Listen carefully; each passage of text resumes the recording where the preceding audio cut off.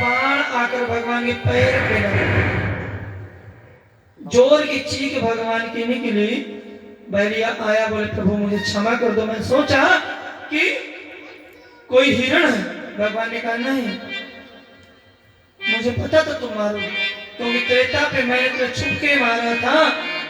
बाली, तुम बाली हो, मैं तुम्हें छुपके मारा था, वही तुमने बदला मुझसे लिया, मुझे कोई रोक नहीं। बोले भगवान क्षमा करो। बोले कोई क्षमा।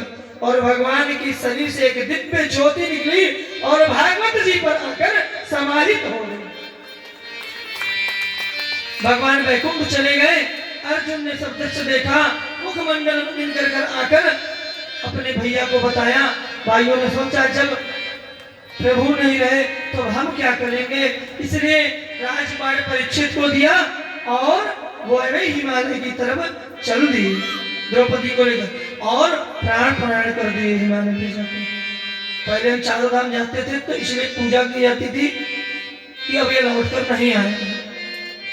परीक्षित राज्य कर रहे थे, सुंदर राजपाट चल रहा था, चक्रवर्ती सम्राट, धर्म को स्थापित करने वाले। एक दिन परीक्षित निकले तो क्या देखते हैं, एक गाय रो रही है और एक बछड़े को एक काला कलूटा आदमी जो 3 पैर बछड़े के खत्म कर चुका मार रहा, कोड़े से पीट रहा। परीक्षित को बड़ा क्रोध आया।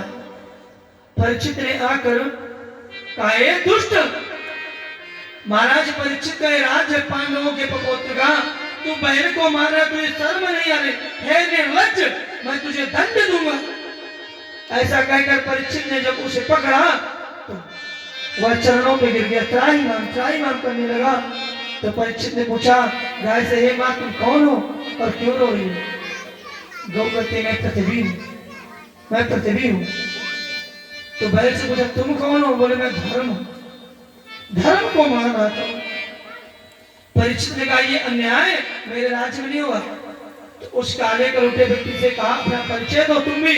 उसने कहा महाराज मैं कलयुग हूँ, मेरा युग आ गया है। कलयुग ने कहा तो? परीक्षित ने कहा मेरे राज्य से बाहर जाओ। बोले महाराज दूर दूर तक आपकी राज्य की सीमाएं फैली हैं, मैं कहाँ जाऊँ, आप मुझे बताएं। इसलिए मुझे शरण है, मुझे कोई भी स्थान प्रदान करें, इससे मैं यहाँ रहूं। महाराज परीक्षित ने कहा तुझे गुण क्या है? बोले गुण, अरे मेरे इतना अच्छा गुण है द्वापर त्रेता सतयुग में। बोले क्या?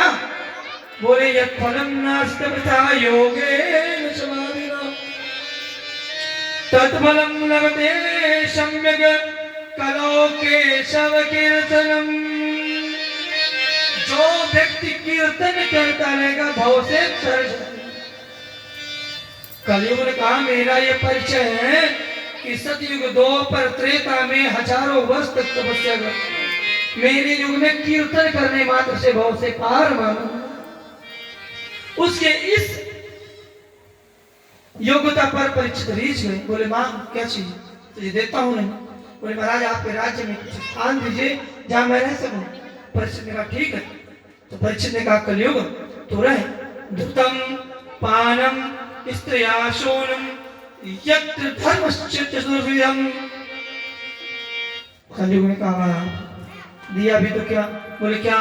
बोले जहां जुआ खेला जाता हो, अशुद्ध जगह, वहां कली का वास रहता। पानम जहां मदिरा पी जाती है, स्त्रियाशोनम जहां वैश्यालय व्यभिचार ब्रह्मचारिणी स्त्रियां रहती हैं वहां।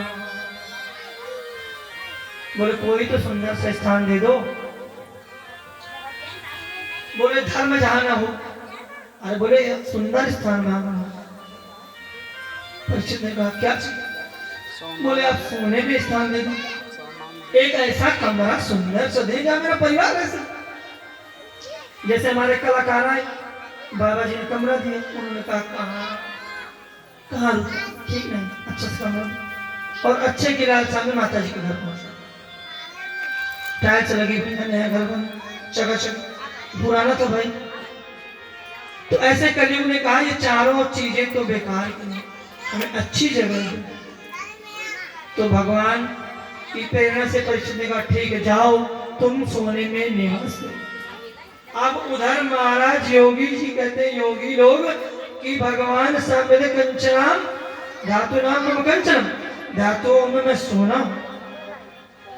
तब कैसे? तो परीक्षित ने कहा जो सोना अधर्म से कमाया, सब सोना नहीं, अधर्म से कमाए, वो चोरी किया हो,